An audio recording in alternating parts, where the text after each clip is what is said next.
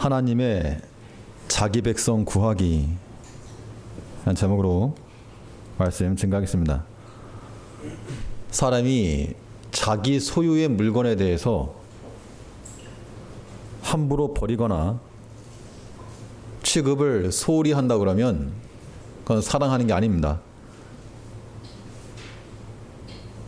자기 소유이기 때문에 잃어버리지 않으려고 하고 상함받지 않으려고 하고 그걸 잘 지키려고 노력을 하죠. 우리는 하나님의 소유입니다. 그러면 하나님께서 자기의 소유를 버리시겠는가?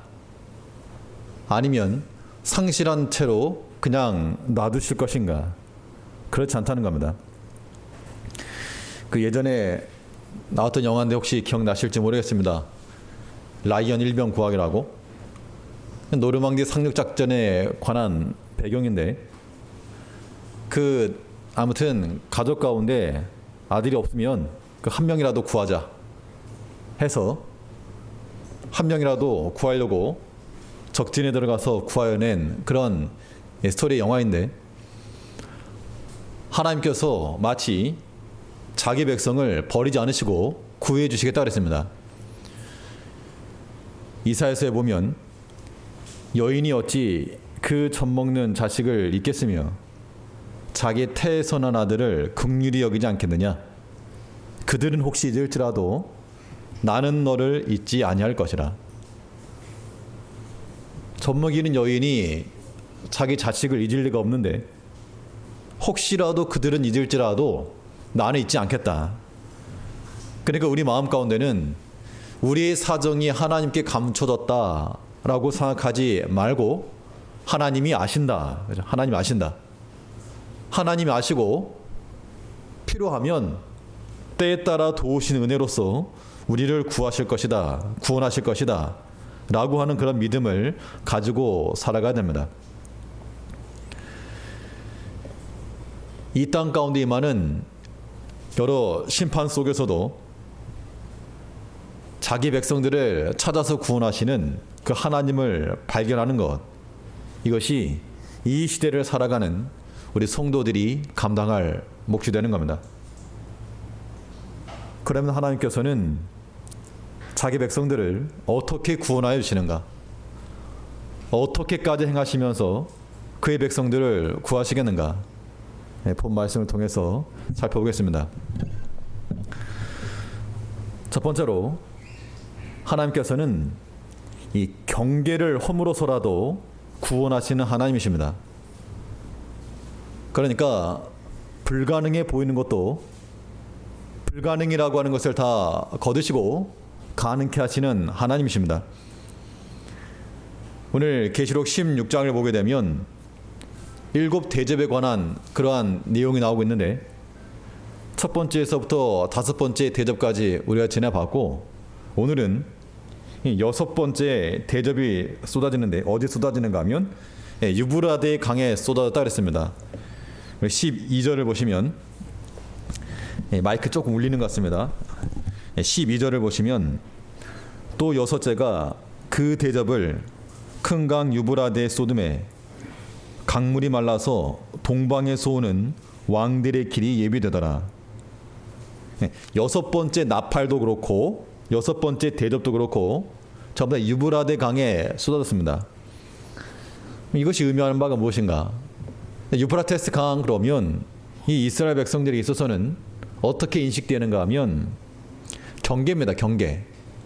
그 가나안 본토, 자기들의 경계를 의미하게 되는데, 창세기 보게 되면 하나님께서 아브라함에게 언약을 세우시기를 이 땅을 애굽에서부터 큰 강 유브라데까지 내 자손에 주겠다. 유브라데가 어딘가 하면요, 밑줄 그는 데는 예루살렘이고 빨갛게 이렇게 표시해 놓은 것이 유프라테스 강인데, 그러니까 북쪽 지역으로, 북동쪽 지역으로 이 이스라엘의 경계인 겁니다. 경계. 그런데 이 경계에 6번째 천사가 대접을 쏟으니까 강물이 말라버렸습니다.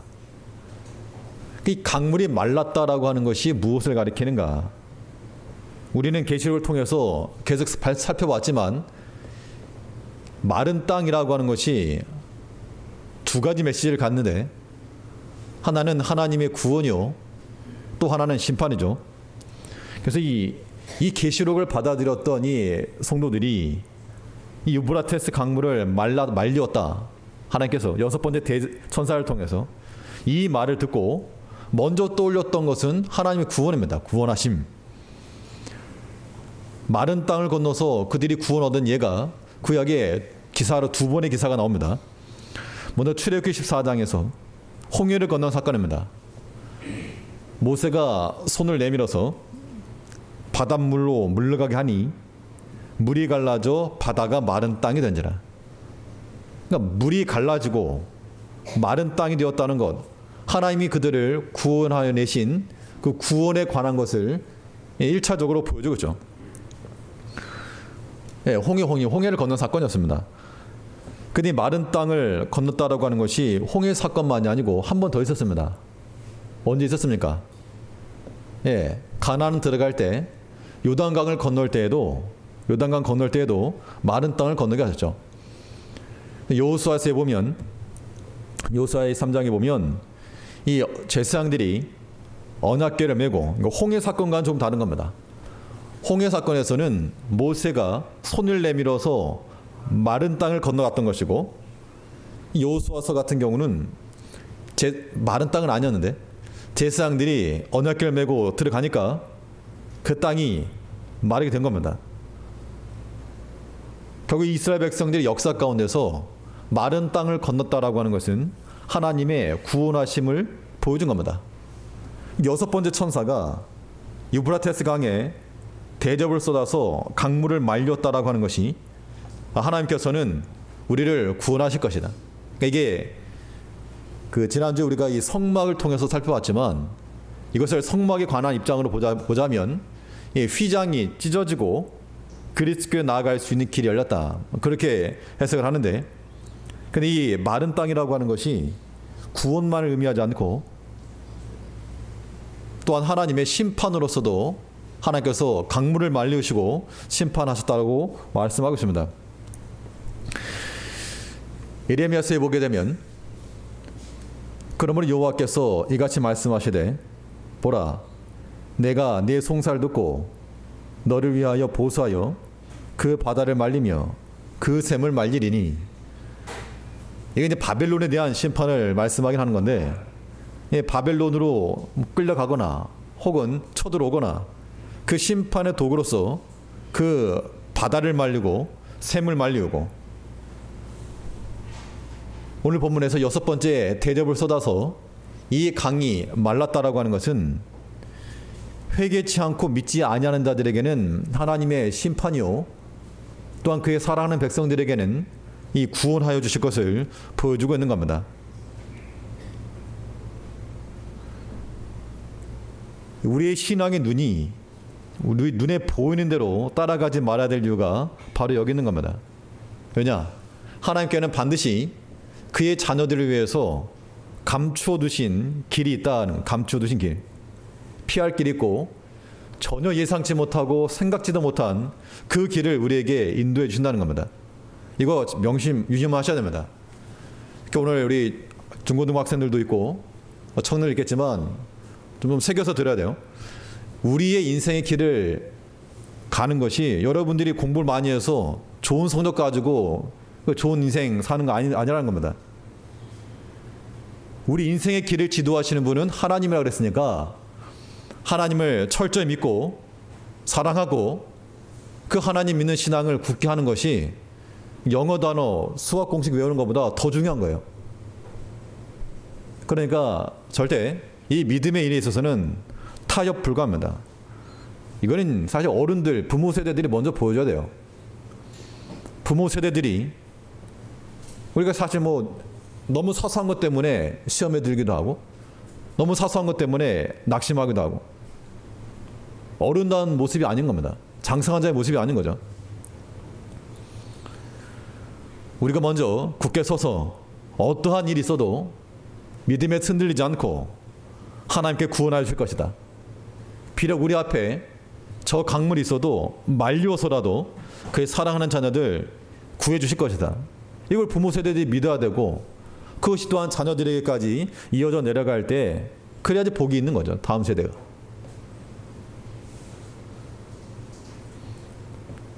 이 믿음의 길이라고 하는 것, 하나님께서 우리에게 예비해 놓으신, 근데 문제가 뭐냐면 그 길이라고 하는 게요, 우리 예측해서 갈 수 있는 게 아니라는 겁니다. 뭐 힌트라도 주면 거기까지 가겠는데 힌트도 없어요. 그럼 어떻게 되느냐? 그냥 믿고 순종하여 거기까지 나가야지만이 보이는 겁니다. 그걸 자동문이라고 해요. 자동문. 저 멀리 있으면 안 열리지만 그 앞에 가면 열린다. 이것이 곧 하나님께서 우리를 위해서 예비해 놓으신 그런 숨은 길이 되는 겁니다. 그러니까 멀찍이 서가지고 고민할 이유가 없는 겁니다.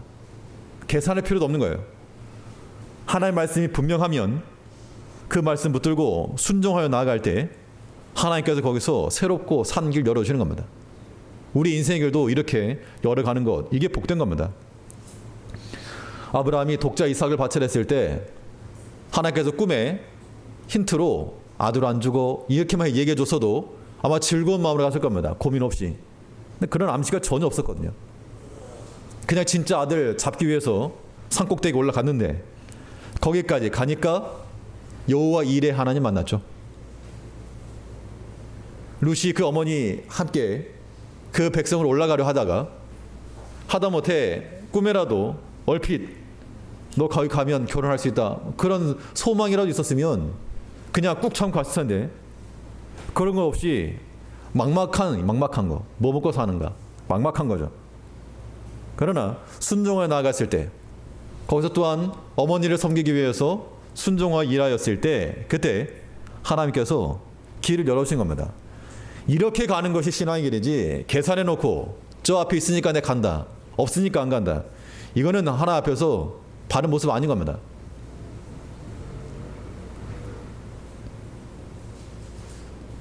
반대로 죄를 범하며 하나님을 대적하는 자들은 우리가 세상의 것으로 안전하다, 이 펜스를 누가 감히 치울 수 없다, 안전하다, 이거는 난공불락의 성이다 라고 생각하는 것들, 그걸 안전한 피난처로 삼으려고 해도 하나님께서 다 무너뜨린 겁니다.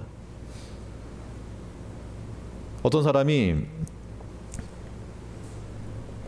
밤에 이게 뭐 또 술이 취했는지 이 주차되어 있는 그 지역을 지나가다가 노상방뇨를 하려고 시도를 했답니다.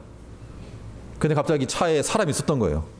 갑자기 시동 켜고 가버려가지고 얼마나 당황했는지 자기는 모르는 거죠. 아무도 없고 깜깜하고 차가 나를 가려줄 것이라.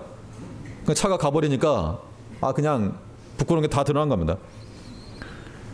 사람이 하나님 의지하지 않고 뭐 돈 의지하는 거, 돈 얼마나 있으세요? 돈? 저랑 별 차이 없을 겁니다. 동그라미 한 두세 개 차이일 뿐이지 뭐 돈 얼마나 있습니까? 뭐 자랑할 거 뭐 얼마나 있으세요? 애들이 공부를 잘합니까? 그런 거 자랑할 게 없다는 겁니다. 그것으로 만족하려고 하지 말고 하나님 위의 것은 절대 우리의 안전막 될 수 없습니다. 여리고성 정복 후에 아간이 금과 은과 정말 신할산 외투 훔쳐놨습니다. 얼마나 좋아 보였으면. 근데 그걸로 자기가 망했습니다. 하만이 그의 권세로 모르드게를 장대에 달으려고 준비해놨는데 거기에 자기가 달렸다는 겁니다.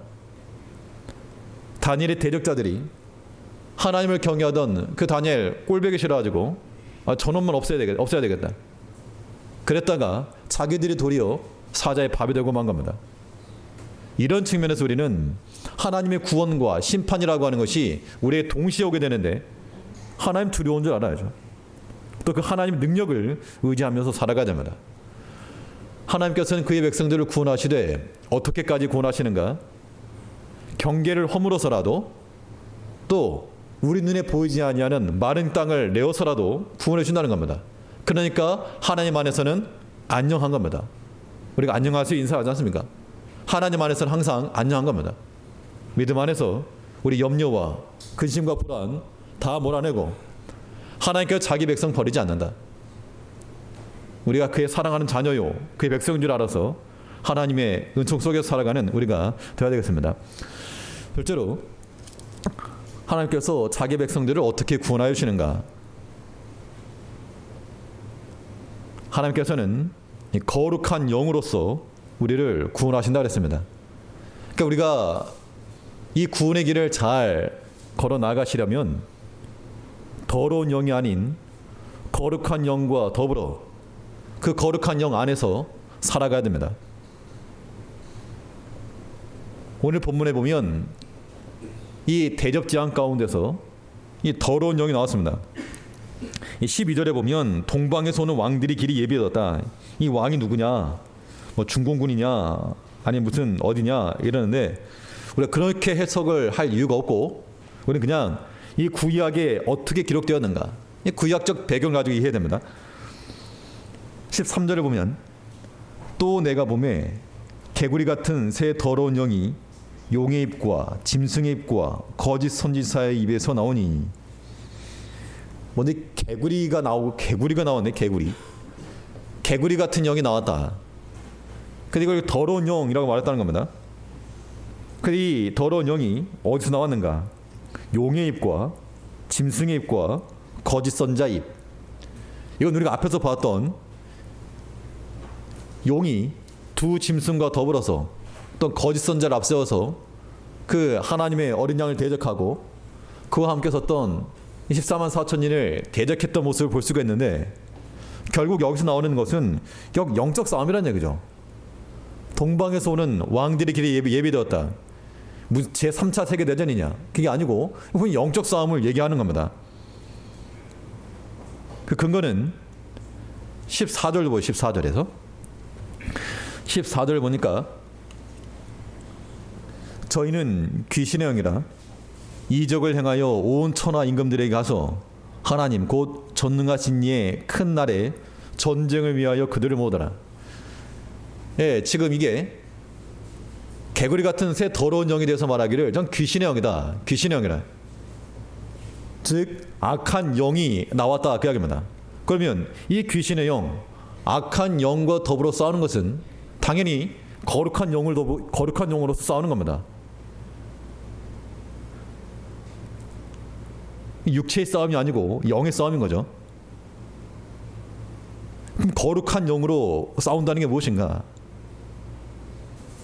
믿음 지켜 나가는 거. 오늘 본문에서 말씀하기를 더러운 영이 너에게 임할 것이지만 그러나 누구든지 깨어서 자기를 지키고 더럽히지 아니하는 자는 복이 있다라고 말씀한 거죠. 15절 말씀 보니까 보라 내가 도둑같이 오리니 누구든지 깨어 자기 옷을 지켜 벌거벗고 다니지 아니하며 자기의 부끄러움을 보이지 아니하는 자가 복이 있도다. 그러니까 12절부터 나오는 이 더러운 영에 대한 이 싸움은 결국 영적 싸움을 가리키고 있는 겁니다. 그러니까 이 시대에 교회와 성도들이 어떻게 살 것인가? 큰 환난과 핍박 가운데서 많은 악한 자의 괴기가 있고 우리를 무너뜨리려 가는 그런 사탄의 계략이 있어도 거기에 지지 말고 대적하여 이기라는 겁니다. 그래서 바울 사도는 이것을 가리켜서 전신갑주를 취하라 그렇게 말했죠. 에베소 6장에 보면 마귀의 괴계를 능히 대적하기 위하여 하나님의 전신갑주를 입으라.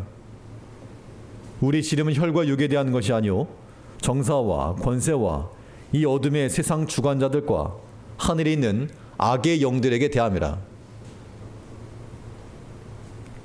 그러니까 우리 싸움이라고 하는 것이 악의 영과의 싸움이라는 겁니다. 그러니까 사람하고 싸우려고 하지 마시고 사람과 싸우려고 하지 마시고 목회자와 싸우려고 하지 마시고 제가 오전에 구멍 난 걸 얘기했더니 그 얼마 안 되는 시간에 몇 분이 아이고 구멍 나게 해서 미안하다고. 예, 그런 거 없습니다. 그런 거 기억 안 하니까 걱정하지 마시고. 예, 사람과 싸우는 것이 아니고 거룩한 이 더러운 영과 싸우는 겁니다. 영적 싸움인 거죠. 그래서 이 전신갑주를 취하라 그랬으니까 말 그대로 전사입니다. 전사. 머리도 쓰고 가슴에다 붙이고 발에도 신고 좀 막아내고 그냥 상처받았다고 좀 하지 마시고, 뭐 이렇게 상처를 많이 받아요, 상처를. 애들도 아니고. 그 막으면 되잖아요, 막으면. 왜 대면서 아프다 그러세요, 그걸. 그래서 사람이 말이라고 하는 게 조심스럽긴 한데, 그래도 우리가 어느 정도면 장성했으면, 좀 감당하고 건너뛰기도 해야지. 1, 2, 3, 4, 5, 6 그렇게만 하지 말고 1, 3, 5, 7, 9 좀 넘어갈 줄 알아야지. 그냥 하나하나 다. 그래가지고 어떻게 주의를 합니까? 우리가 하나님을 섬긴다라고 하는 거, 이 영적 싸움인 거예요. 사탄은 우리를 무너뜨리려고 어디 빈틈없는가 노리고 있는데, 그냥 아무런 방비도 없이 그냥 당하면 안 된다는 겁니다. 에베소 6장 11절에 본 것처럼 뭐를 대적하기 위하여? 마귀의 괴결을 능히 대적하기 위해서 전신갑주 취하라 했고, 또 악한 영들에 대한 싸움이니까 주의하라 이렇게 말한 겁니다. 게으르게 하는 그 마귀의 객에 대해서 어떻게 대응할 것인가? 좀 더 게을러라, 좀 더 자자, 좀 더 졸자. 이러한 마귀의 계략에 대해서 우리는 어떻게 응답할 것인가? 물질의 욕심 때문에 돈 좀만 더 모아라, 좀만 더 돈. 그러한 마귀의 계략에 대해서 우리는 뭐라고 응대할 것인가? 밉지, 미워해라. 이런 마귀의 계략에 우리는 어떻게 대응할 것인가? 넘어가실랍니까? 안 되죠.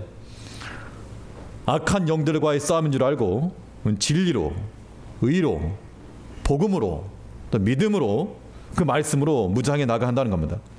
우리 항상 우리 자신의 영적 상태를 살펴서 구원하시는 하나님, 거룩한 영으로 구원하는 거니까 우리가 주님 오실 그때까지 깨어 있어서 자기 우리 옷을 더럽히지 아니하고 15절에 있는 것 같이 주님 도둑같이 오신다 그랬는데, 그때까지 주님의 옷과 같은 그런 십자가의 보혈의 피가 묻은 그 옷으로서 모든 죄들을 다 무너뜨리고 용납하고 용서하고, 우리는 또 회개하고 돌이켜서 거룩한 영으로 악한 영과 더불어 싸울 줄 아는 우리가 되어야 되겠습니다. 마지막으로 하나님께서 자기 백성들을 어떻게 구원하시는가? 회개케 하여서 구원하신 하나님이십니다. 그러니까 이 모든 심판의 목적이 어디 있는가? 심판 자체가 목적이 아니고 회개하여 돌이키게 하는 것이 하나님의 목적이라 했습니다. 예레미야서에 보면, 예레미야 29장에 보면, 나 여호와가 말하노라, 너희를 향한 나의 생각은 내가 아나니 재앙이 아니라 곧 평안이요 너희 장래에 소망을 주려는 생각이라. 하나님께서 이런 마음을 가지시는데 이 사람들이 회개를 안 한다는 겁니다.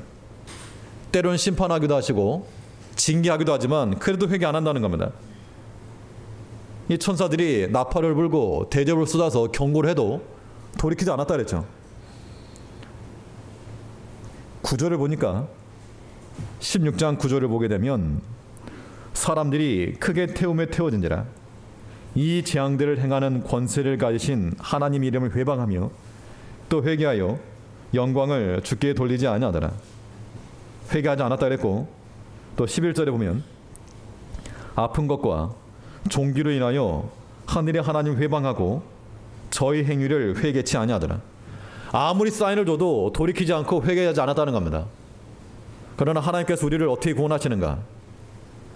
회개하고 돌이켜 구원하시는 겁니다. 이거는 믿는 백성들이라도 마찬가지입니다. 우리가 약함 가운데 빠져가지고 행실로나 마음으로나 죄를 범할 때 하나님께서 우리 마음에 이게 그런 감지가 돼요. 감지. 우리 영적인 존재들이기 때문에 사람이 배가 고프면 배고프다, 나 좀 당이 모자라다, 피곤하면 피곤하다 느끼지 않습니까? 영도 마찬가지죠. 내가 좀 기도가 부족하구나, 그런 게 느껴지셔야 되는 거예요.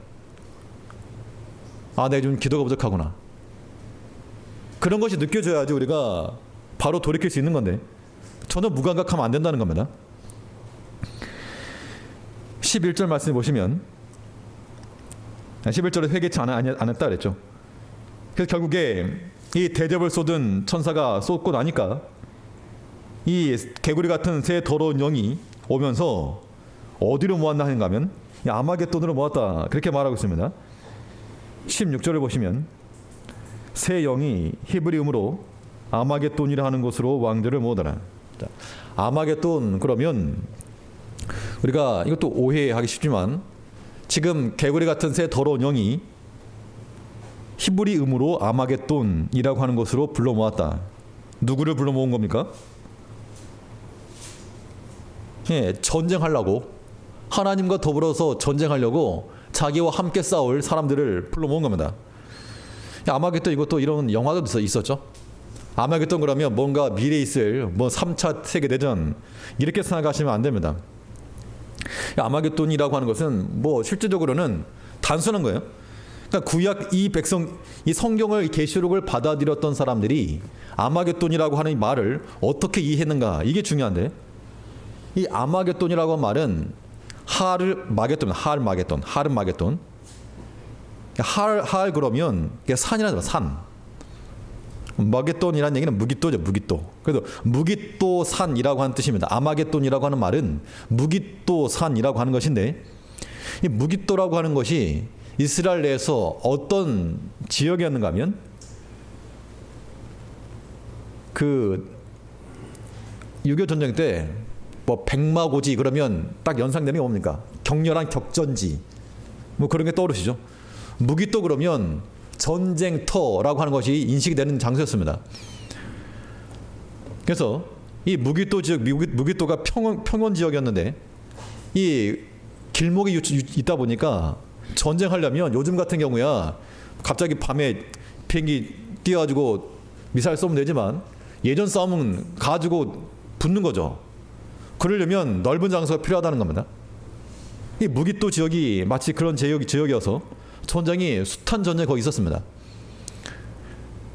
특히 사사기에 보면 열왕이 와서 싸울 때 가나안 열왕이 무깃도 물가 다한하게 싸웠으나 돈을 찰취하지 못하였도다. 이게 드보라 여선지였던 드보라의 노래 가운데 나오는 내용인데 열왕이 무깃도 지역에 모였다. 아마겟돈이라고 하는 말 그 말인 거죠. 그러니까 이 아마겟돈으로 불러 모았다라고 하는 말을 들었을 때 이 사람들은 구약적 배경으로 이런 성경 구조들을 떠올렸을 거라는 겁니다. 이 무깃도 지역에서 많은 전쟁이 있었지만 그간 성경 기록된 몇 가지를 보게 되면 이 열왕기하 23장에서 요시아가 죽게 되는데 애굽왕 바로 누고가 아수를 치려고 유브라데 하수로 올라갈 때 이 요시아가 거기 나가서 싸우려고 하다가 무기때에 죽었다는 겁니다. 예, 그 전투 노선인데 밑에서부터 이렇게 바로가 쭉 올라오려고 하는데 갈그미스까지 이 무깃도 지역에서 이게 하나의 요충지였는데 거기에서 죽음을 당했다. 그러니까 사실 무깃도 이 평원 지역에는 산이 없답니다. 그러니까 왜 무깃도 산이라 그랬는가? 무깃도 지역에는 산이 없지만 그 인근 근처에 산이 하나 있는데 그 산 이름이 갈멜산. 근데 갈멜산 지역에서 주변을 본 내용인데 글씨가 좀 잘 안 보이시겠지만 맨 왼쪽 이건 기손강을 가리키고 있고 그리고 저 뒤에 이제 다른 외적인 곳이 보이는데요. 이 갈멜산 하면 뭐가 떠오릅니까? 갈멜산 기드온이요. 그게 아니고 성경에 보면 갈멜산 하면 뭐가 떠오르죠? 누구와 누구의 싸움이 있었습니까? 예, 다 알아도 모른 척. 엘리야와 바알 선지자들의 그런 싸움이 있었죠.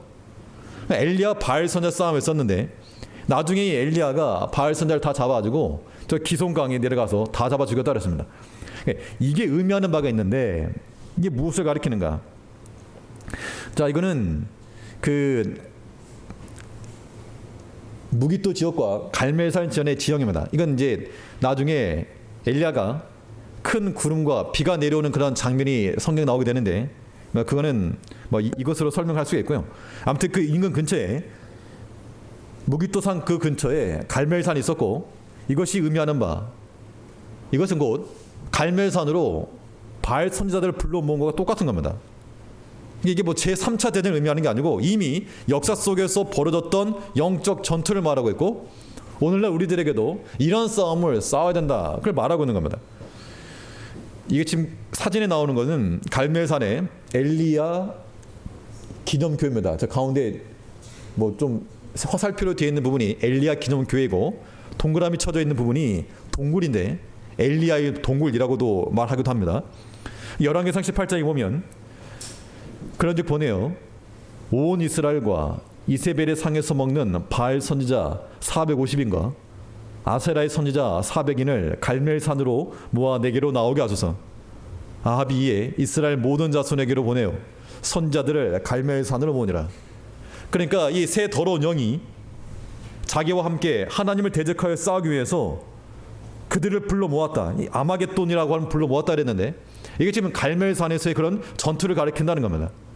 근데 이것이 우리에게 어떠한 결론을 주는가? 결론이 어떻게 되었습니까?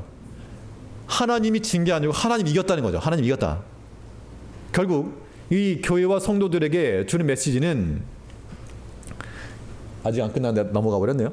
마지막 보여주세요. 마지막 거. 마지막 결론이니까.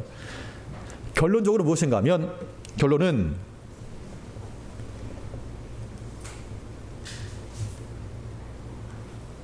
저는 뒤를 안 보고도 다 합니다. 저 유리에 비치거든요. 놀라셨죠? 이거 또 넘어가. 이거요. 결국엔 승리로 끝나게 할 싸움이야. 승리로 끝나게 될 싸움. 열왕기상 18장 40절에서 엘리야가 저에게 이르되 바알의 선자를 잡되 하나도 도망하지 못하게 하라 하매 곧 잡은지라 엘리야가 저희를 기손 시내로 내려다가 거기서 죽이니라. 결국 이 아마겟돈이라고 하는 것은 우리와 전혀 관계없는 중공군과의 어떤 중동에서의 싸움이 아니고 우리가 매일같이 벌여야 될 영적 전쟁이라고 하는 겁니다.